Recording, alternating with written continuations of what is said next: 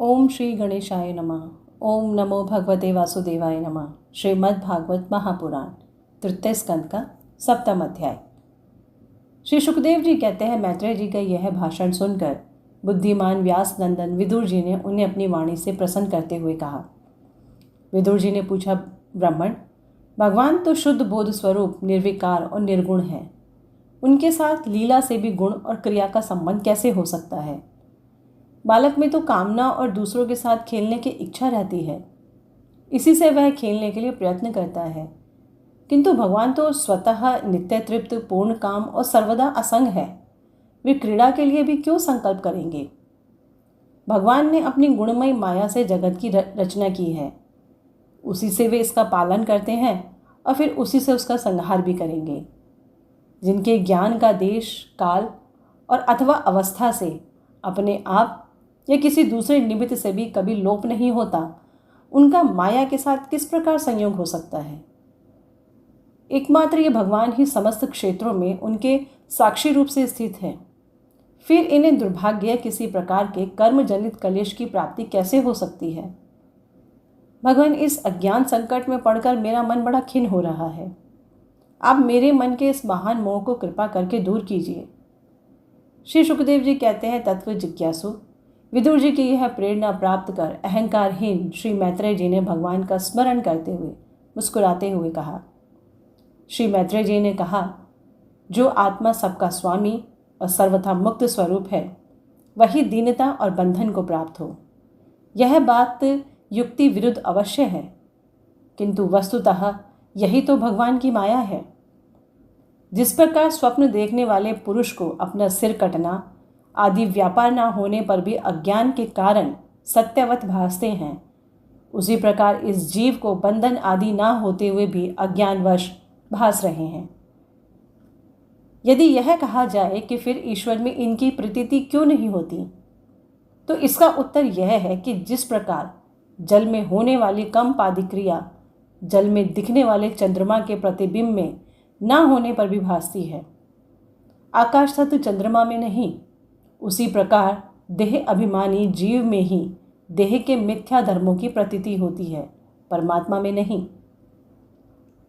निष्काम भाव से धर्मों का आचरण करने पर भगवत कृपा से प्राप्त हुए भक्ति योग के द्वारा यह प्रतीति धीरे धीरे निवृत्त हो जाती है। जिस समय समस्त इंद्रियां विषयों से हटकर साक्षी परमात्मा श्री हरि में निश्चल भाव से स्थित हो जाती है, उस समय गाढ़ निद्रा में सोए हुए मनुष्य के समान जीव के राग द्वेष आदि सारे कलेश सर्वथा नष्ट हो जाते हैं। श्री कृष्ण के गुणों का वर्णन एवं श्रवण अशेष दुख राशि को शांत कर देता है। फिर यदि हमारे हृदय में उनके चरण कमल की रज के सेवन का प्रेम जग पड़े, तब तो कहना ही क्या है। विदुर जी ने कहा, भगवान, आपके युक्ति युक्त वचनों की तलवार से मेरे संदेह छिन्न भिन्न हो गए हैं। अब मेरा चित्त भगवान की स्वतंत्रता और जीव की परतंत्रता दोनों ही विषयों में खूब प्रवेश कर रहा है। विद्वान, आपने यह बात बहुत ठीक कही कि जीव को जो कलेश आदि की प्रतीति हो रही है, उसका आधार केवल भगवान की माया ही है। यह क्लेश मिथ्या एवं निर्मूल ही है, क्योंकि इस विश्व का मूल कारण ही माया के अतिरिक्त और कुछ नहीं है। इस संसार में दो ही प्रकार के लोग सुखी हैं, या तो जो अत्यंत मूढ़ अर्थात अज्ञानग्रस्त हैं, या जो बुद्धि आदि से अतीत श्री भगवान को प्राप्त कर चुके हैं।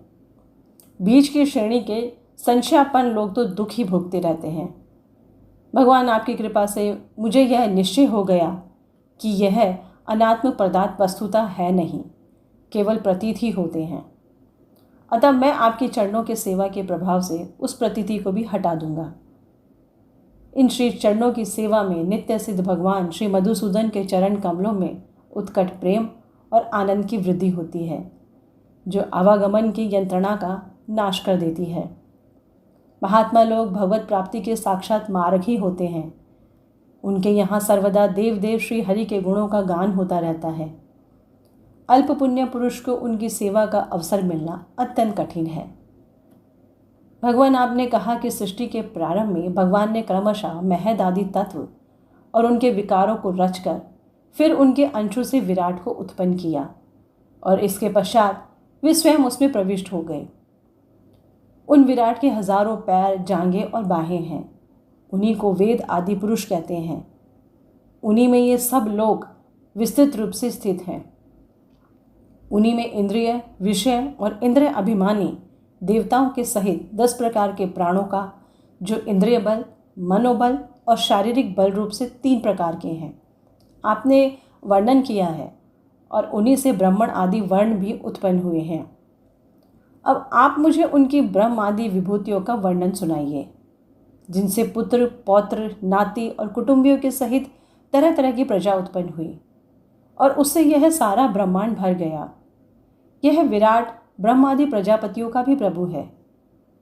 उसने किन किन प्रजापतियों को उत्पन्न किया तथा सर्ग, अनुसर्ग और मनवंतरों के अधिपति मनुओं की भी किस क्रम से रचना की। मैत्रेय जी उन मनुओं के वंश और वंशधर राजाओं के चरित्रों का, पृथ्वी के ऊपर और नीचे के लोकों तथा भूरलोक के विस्तार और स्थिति का भी वर्णन कीजिए। तथापि यह भी बताइए कि तिर्यक, मनुष्य, देवता, सर्प आदि रेंगने वाली जंतु और पक्षी तथा जरायुज, स्वेदज, अंडज और उद्भिज, ये 4 प्रकार की वाणी किस प्रकार उत्पन्न हुए। श्री हरि ने सृष्टि करते समय जगत की उत्पत्ति, स्थिति और संहार के लिए अपने गुण अवतार ब्रह्मा, विष्णु और महादेव रूप से जो कल्याणकारी लीलाएं की, उनका वर्णन भी कीजिए। वेश, आचरण और स्वभाव के कारण वर्ण आश्रम का विभाग, ऋषियों के जन्म, कर्म आदि, वेदों का विभाग, यज्ञों का विस्तार, योग का मार्ग, ज्ञान मार्ग और उसका साधन सांख्य मार्ग, तथा भगवान के कहे हुए नारद, 5 रात्र आदि तंत्र शास्त्र, विभिन्न पाखंड मार्गों के प्रचार से होने वाली विषमता, नीच वर्ण के पुरुष से उच्च वर्ण की स्त्री में होने वाली संतानों के प्रकार तथा भिन्न भिन्न गुण और कर्मों के कारण जीव की जैसी और जितनी गतियाँ होती हैं, वे सब हमें सुनाइए। ब्रह्मांड, धर्म, अर्थ, काम और मोक्ष की प्राप्ति के परस्पर अविरोधी साधनों का, वाणिज्य, दंड नीति और शास्त्र श्रवण की विधियों का, श्राद्ध की विधि का, पितृगणों की सृष्टि का तथा काल चक्र में ग्रह, नक्षत्र और तारागण की स्थिति का भी अलग अलग वर्णन कीजिए। दान, तप तथा इष्ट और पूर्त कर्मों का क्या फल है। प्रवास और आपत्ति के समय मनुष्य का क्या धर्म होता है। निष्पाप मैत्रेय जी, धर्म के मूल कारण श्री जनार्दन भगवान किस आचरण से संतुष्ट होते हैं और किन पर अनुग्रह करते हैं, यह वर्णन कीजिए। द्विजवर, दीनवत्सल गुरुजन अपने अनुगत शिष्य और पुत्रों को बिना पूछे भी उनके हित की बात बतला दिया करते हैं। भगवान उन महत आदि तत्वों का प्रलय कितने प्रकार का है तथा जब भगवान योग निद्रा में शयन करते हैं तब उनमें से कौन कौन तत्व उनकी सेवा करते हैं और कौन उनमें लीन हो जाते हैं। जीव का तत्व परमेश्वर का स्वरूप, उपनिषद प्रतिपादित ज्ञान तथा गुरु और शिष्य का पारस्परिक प्रयोजन क्या है। पवित्र आत्मन विद्वानों ने उस ज्ञान की प्राप्ति के क्या क्या उपाय बतलाए हैं, क्योंकि मनुष्य को ज्ञान, भक्ति अथवा वैराग्य की प्राप्ति अपने आप तो हो नहीं सकती। ब्रह्मांड माया मोह के कारण मेरी विचार दृष्टि नष्ट हो गई है। मैं अज्ञ हूँ, आप मेरे परम सुहृदय हैं। अतः श्री हरि लीला का ज्ञान प्राप्त करने की इच्छा से मैंने जो प्रश्न किए हैं उनका उत्तर मुझे दीजिए। पुण्यमय मैत्रेय जी, भगवत तत्व के उपदेश द्वारा जीव को जन्म मृत्यु से छुड़ाकर उसे अभय कर देने में जो पुण्य प्राप्त होता है, समस्त वेदों के अध्ययन, यज्ञ, तपस्या और दान आदि से होने वाला पुण्य उस पुण्य के 16वें अंश के बराबर भी नहीं हो सकता। श्री सुखदेव जी कहते हैं, राजन, जब कुरुश्रेष्ठ विदुर जी ने मुनि व मैत्रेय जी से इस प्रकार पुराण विषयक प्रश्न किए, तब भगवत चर्चा के लिए प्रेरित किए जाने के कारण वे बड़े प्रसन्न हुए और मुस्कुराकर उनसे कहने लगे। 3 स्कंद का 7वां अध्याय संपूर्ण हुआ। ओम नमो भगवते वासुदेवाय नमः।